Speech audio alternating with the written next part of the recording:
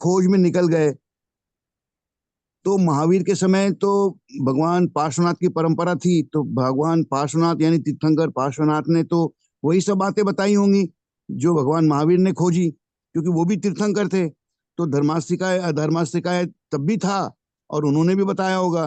तो भगवान महावीर को क्या जरूरत पड़ी कि अपने आप से फिर नया खोज करने की। बहुत प्यारा क्वेश्चन किया आपने कि भगवान पार्शनाथ की परंपरा मौजूद थी, उनके दिए हुए सूत्र मौजूद थे, तो भगवान महावीर को क्या जरूरत पड़ी। युग बदल जाता है, आदमी भी बदल जाता है, उसकी मानसिकता भी बदलती है। आज देखो, अगर हम आम पब्लिक के सामने बात करें करणवीर है, उसको कुछ समझ नहीं आएगा। हम बात करें धर्मास्तिक है, धर्मास्तिक, उसको कुछ समझ नहीं। हम अपनी बात करें, हमें भी समझ नहीं आ रहा, क्योंकि हमारी टाइम में आकर के टेक्निक्स बदल गई, टेक्नोलॉजी बदल गई, हमारी लैंग्वेज बदल गई।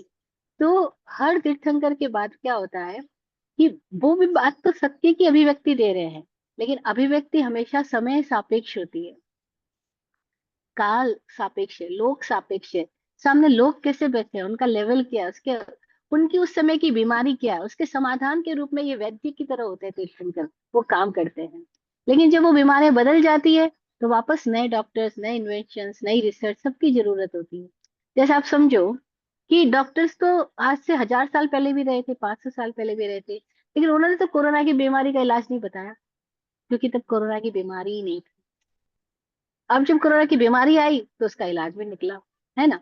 लेकिन आज बहुत सारे वो इलाज अब्सोल्यूट हो गए, जिसकी अब जरूरत ही नहीं है, क्योंकि वो बीमारियां ही नहीं बची। वो बीमारियां कभी थी, अब खत्म हो गई। तो अब हमारे को उनके इलाज के सूत्र भी याद करने की जरूरत नहीं है, क्योंकि वो बीमारी नहीं बची। तो भगवान पार्शनाथ ने अपने समय की बीमारियों को एड्रेस करते हुए ज्ञान दिया, भगवान महावीर ने अपने समय की बीमारियों को एड्रेस करते हुए ज्ञान दिया। महावीर को क्या जरूरत थी कि वो खुद खोज करे, क्योंकि ये मार्ग ऐसा ही है, यहाँ हर आदमी को खुद को ही चलना होगा। ये मार्ग दूसरे के कंधे पे रख के चला नहीं जा सकता है। और जो दूसरे के कंधे पे हाथ रख के सोचेगा कि मैं इसकी पकड़ के चल जाऊंगा, वो कुछ तक तो पहुंच सकता है, लेकिन कंप्लीट नहीं पहुंच सकता। कंप्लीट के लिए उसको अपने ही पैरों पे चलना होगा। मार्ग ही ऐसा है, सत्य का मार्ग ही ऐसा है, क्योंकि बाहर की यात्रा नहीं, अंदर की यात्रा है। कोई दूसरे के द्वारा बताए गए सूत्र थोड़ी मदद करेंगे, लेकिन जाना तो खुद को ही पड़ेगा, जगाना तो खुद को ही पड़ेगा।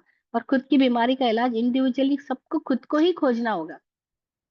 नहीं जैसे माँ बोलती है मैं खाना बना के दे सकती हूँ, परोस के दे सकती हूँ, मुंह में भी डाल के दे सकती हूँ, लेकिन चबाना तो बेटा तुझे ही पड़ेगा। तो पार्शनाथ हो, महावीर हो, सब एक एक एक हद तक हमारी हेल्प करेंगे, इसके आगे चबाना तो हमें ही पड़ेगा। हर किसी को इंडिविजुअल जर्नी करनी ही होगी, है ना, हम बच नहीं सकते। तो महावीर को क्या जरूरत पड़ी कि उन्होंने पार्शनाथ को ना फॉलो करके खुद की खोज की, क्योंकि उनको समझ आ गया था कि उनकी बीमारी का इलाज उनके अपने अंदर से ही निकलेगा, बाहर से नहीं निकलेगा। और बाहर से निकलना होता तो निकल जाता, क्योंकि उनके घर में भी तो कभी ऐसी, जैसे आज हमारे घर में कुछ रिचुअल्स होते हैं, उनके घर में भी तो कोई रिचुअल्स होते रहे होंगे। लेकिन उनको समझ में आ गया इसमें समाधान नहीं है, और नहीं था।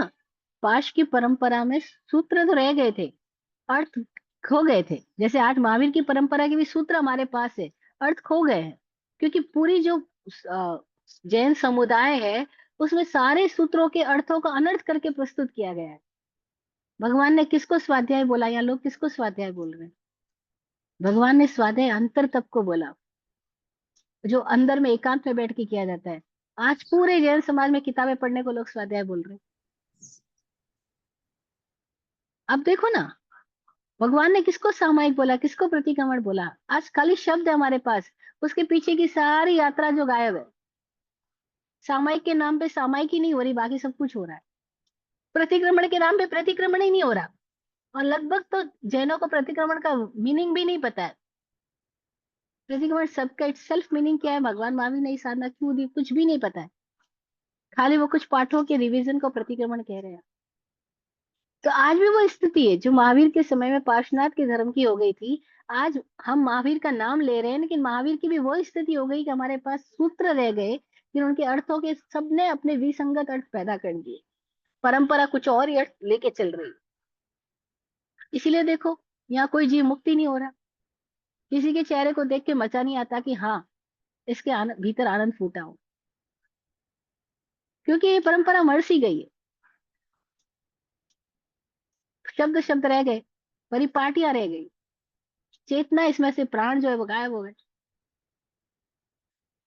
मंदिरों में देखो, जो प्राण प्रतिष्ठा करने आचार्य पहुंच रहे हैं, वो बड़े फंक्शन हो रहे हैं, करोड़ों के खर्चे हो रहे हैं, प्राण प्रतिष्ठा प्राण प्रतिष्ठा। लेकिन वो जो प्राण प्रतिष्ठित करने वाले व्यक्ति, उसके अपने ही प्राण प्रतिष्ठित नहीं हुए हैं, वो कैसे मूर्ति की प्राण प्रतिष्ठा करेगा? लेकिन हम सब अंधों की तरह चल रहे हैं। हम सबको पता है ये सब जगह क्या हो रहा है, लेकिन फिर भी हम धर्म के नाम पर उसी को प्रमोट किए जा रहे हैं। तो महावीर के सामने क्या स्थिति पैदा हुई? उन्होंने देखा कि पाश की परंपरा रह गई, लेकिन इसमें से मुक्ति गायब हो गई, प्राण गायब हो गए। तो उन्होंने अपनी नई बात रखी, नई खोज करी। पहले तो खोज अपने भीतर करी, क्योंकि अपने अपने प्रश्नों का जवाब अपने भीतर गए बिना संभव नहीं है। अपनी प्यास बुझानी होगी तो खुद ही पानी पीना होगा। और फिर जब उन्होंने जनता को ज्ञान दिया, क्योंकि बीमारियां बदल गई थी, तो नई रेमेडीज की जरूरत थी। और आज भी वही स्थिति है, आज फिर बीमारियां बदल गई है, आज फिर नई रेमेडीज की जरूरत है। और वी तो आर लकी क्या कि हम सत्य जिस युग में सापेक्ष हैं। है, हाँ जी, यानी सत्य सत्य की सापेक्ष है। अभिव्यक्ति अभिव्यक्ति सापेक्ष है, अनुभव नहीं। धन्यवाद। जी, धन्यवाद।